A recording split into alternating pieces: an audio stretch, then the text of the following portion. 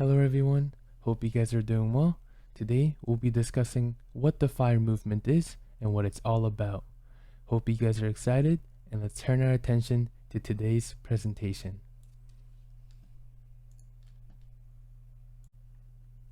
Financially independent, retire early.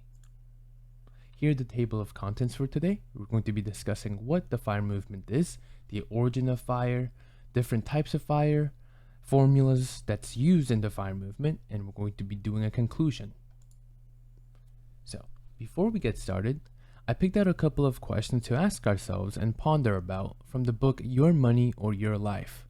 These questions will make us reflect upon our relationship with money. So, let's think about them. Do you have enough money? Are you spending enough time with family and friends? Do you have time to participate in things you believe are worthwhile? Does your job reflect your values? Do you have enough savings to see you through 6 months of normal living expenses? And if you answered yes to any of these questions, this book might be very useful for you. So, what is FIRE? FIRE is an acronym and it stands for Financially Independent, Retire Early. And it's a financial movement of people devoted to extreme savings and investments to retire far earlier than traditional budgets and retirement plans would allow. The FIRE movement has been gaining a lot of attraction from media outlets such as news, blogs, and social media. And in recent years, finance YouTubers such as Graham Stephan, Ben Felix, Marco from Whiteboard Finance, and countless many others have popularized financial independence and inspired millions to spread the importance of investing and building wealth. Now, the pros of FIRE is that you have control over your time. The goal of FIRE is to retire early, and you will have more flexibility over which activities you allocate your time into. This means that you can enjoy the beauty of designing your own lifestyle and not having ties with financial rewards. Second, less stress. A study from the American Psychological Association stated that money is the leading stressor for nearly 2/3 of Americans. So out of 3 Americans, they're stressed about money. And gaining enough wealth to live comfortably can alleviate the stress, leading to a healthier and longer and joyful life. And third, we have frugality. Lifestyle inflation can be a problem in the age of consumerism, and financial independence requires one to live frugally, helping one to save more in the long run. Now let's talk about the cons. We don't want to be a cheap miser, and a miser is someone who hoards the wealth and spends as little money as possible.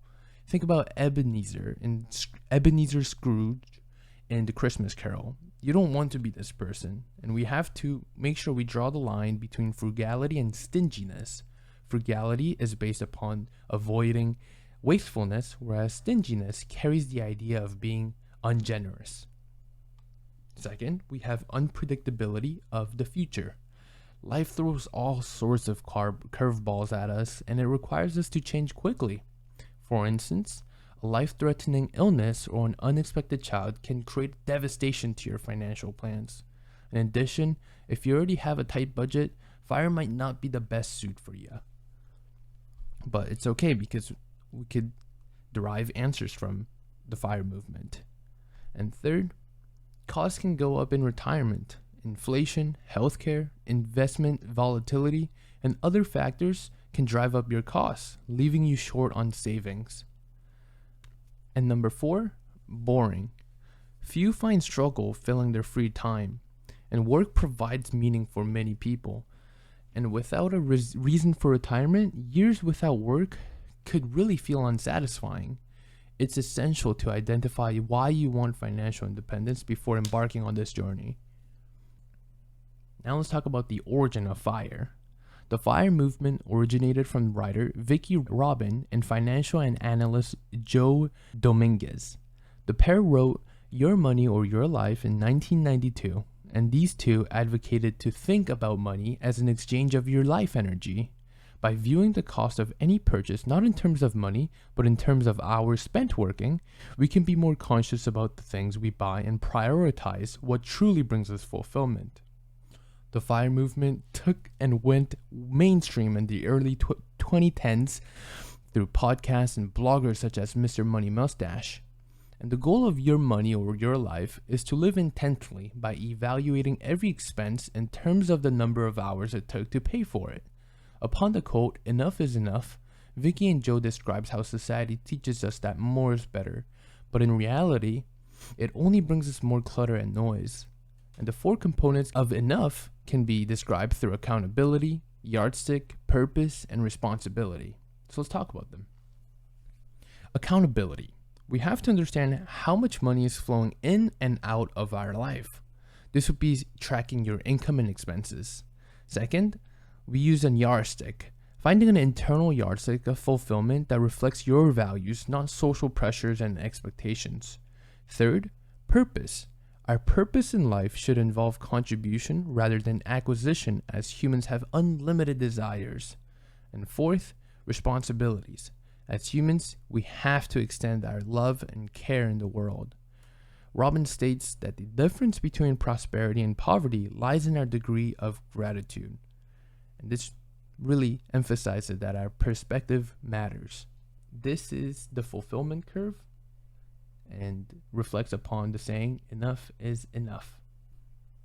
Now, the different types of FIREs. There are 4 main categories of FIREs. First, the lean FIRE. Lean FIRE requires strict adherence to a minimalist living and extreme savings, involving a far restricted lifestyle. Many lean FIRE followers live on $25,000 or less per year. Fat FIRE.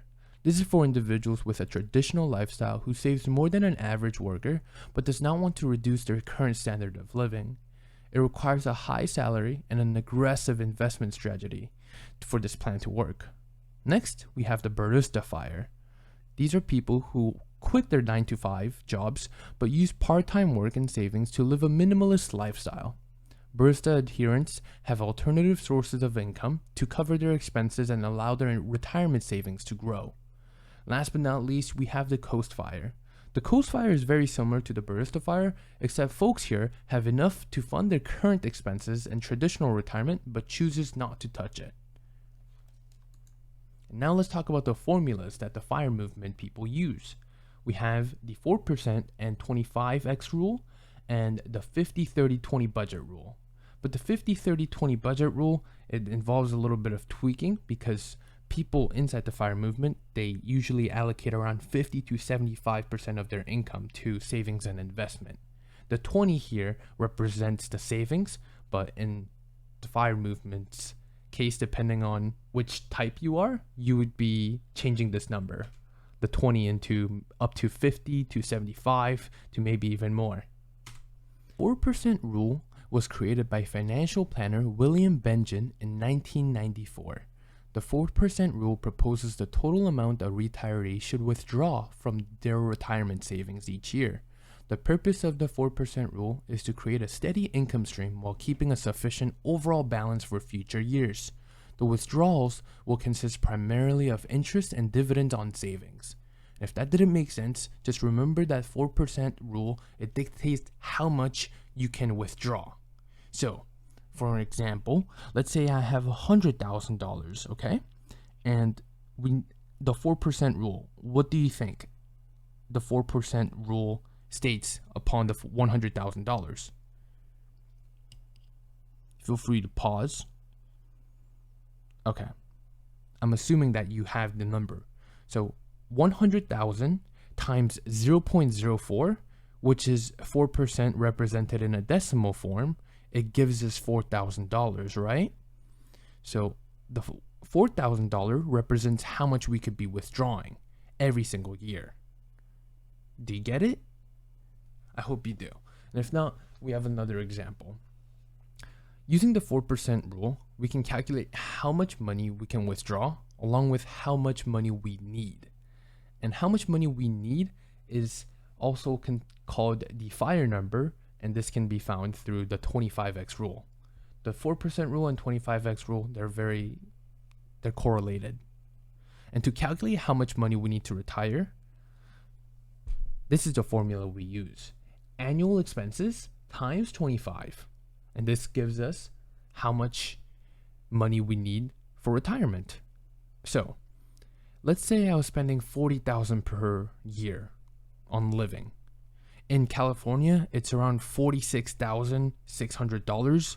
So this is a lower estimate, but the living cost in California is absurd. So let's say I was living on $40,000 per year. $40,000 times 25 gives us $1 million, right? And this $1 million, this is the amount we need for us to retire.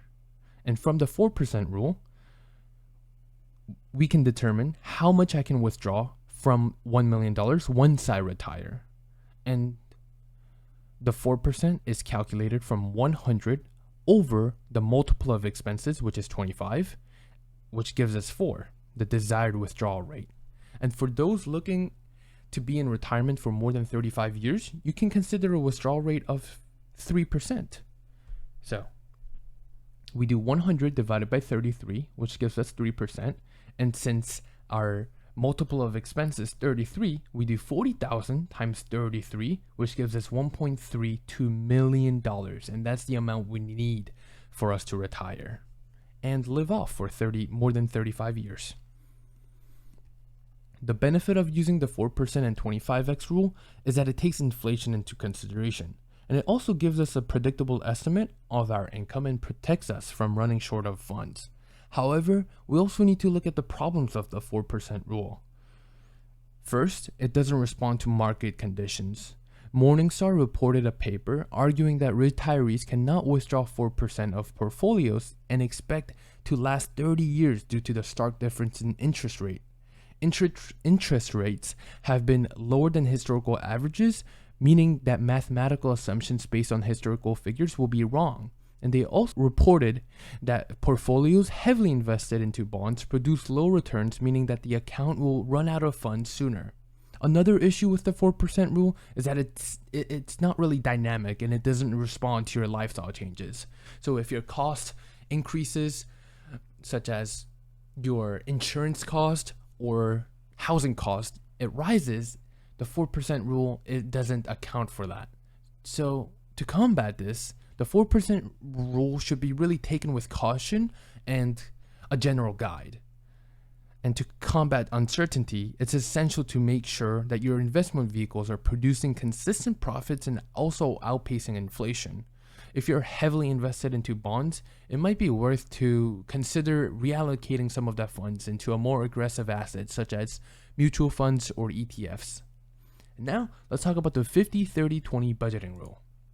The 50-30-10-20 budget rule allows us to manage our money and simply and sustainably. And there are 3 spending categories: 50% for needs, 30% for wants, and 20% for savings or paying off debt. This should be the priority, paying off debt before saving and investment. Let's give an example. Let's say your name is Joe and you get paid $1,000 a month. We're going to split that into 3 chunks according to the 50-30-20 rule. 50% of $1,000 is $500. How did we get that? We do 50%, turn it into a decimal, which is 0.5, and then of usually means multiplication. So 0.5 times 1,000, it gives us 500. 30% of 1,000 is 300, and 20% of 1,000 is 200. And 500 plus 300 plus 200, it gives us 1,000. Comprende? Okay, so the $500 will be used to pay our needs such as groceries, mortgage, or rent, and bills. The $300 will be used for traveling, subscriptions, and dining out. This is the want category. And the last $200 will be allocated into our retirement account, savings account, or investment account after we paid off our debts.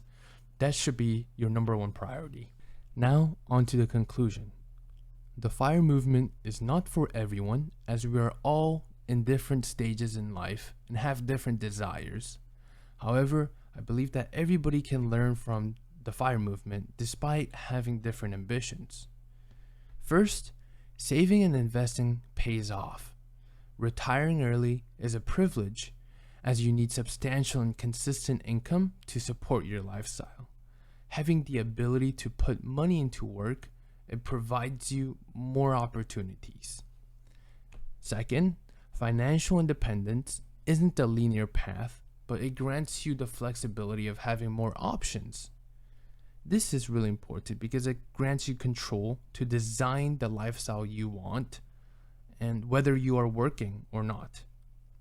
And financial independence can be defined as having an income sufficient for your basic needs and comforts from a source other than paid employment.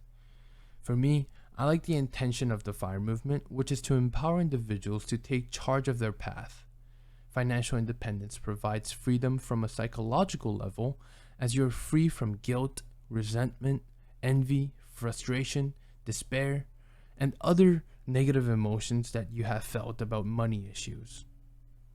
So, with that stated, I like to end with a quote from Epictetus.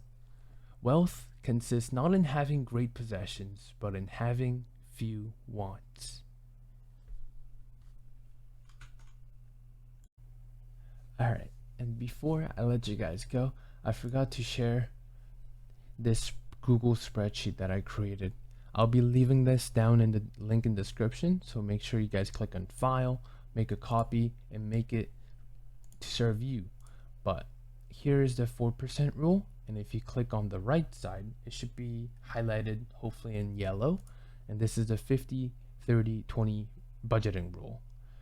And you could change these numbers, and the monthly total as well as the annual total will change accordingly. So let's say your housing, your mortgage or rent, it costs around $1,000.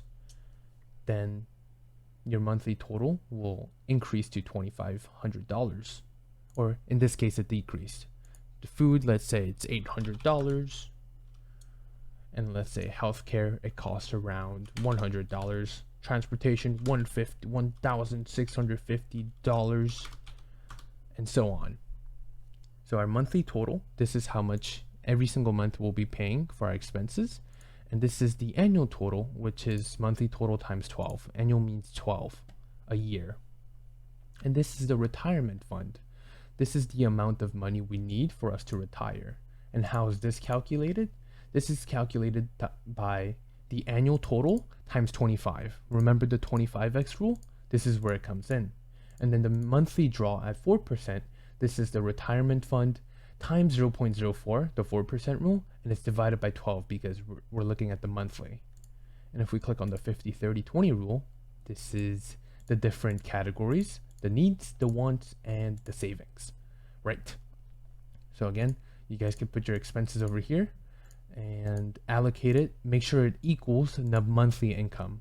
I didn't find like the formula to get the total of 3 of these, but these 3 numbers, the 50% in needs, the 30% in wants, the 20% in savings, the total amount should equal to your monthly income. Okay? All right. Well, I hope this is useful and hope you guys utilize this. With that stated, let's jump back in. Well, I hope you guys enjoyed that quote from Epictetus and today's presentation about talking about the FIRE movement and learning a little more about the importance of financial independence. Thank you for your interest in learning, and I hope to talk to you guys soon. Peace.